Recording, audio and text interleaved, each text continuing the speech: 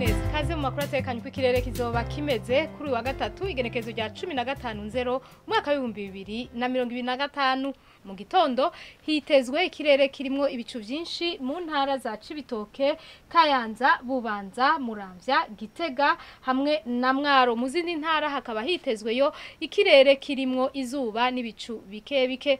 Ahazoba hakanye kurusha handi ni mu ntara ya Mwaro aho ibipimo bizoba biri kuri °C 13.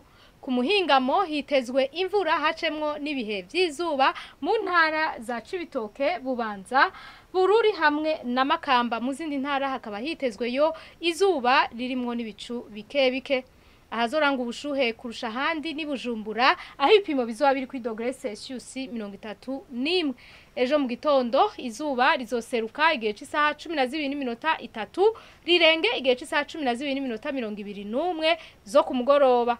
Amakuru atekanye ikirere agarukiye ngaha mwateguye n'ikigo ca Ijebu kijejwe ivy'ibirere nayo nagenda yizenje na yabashikirije mwakoze kuyakurikira.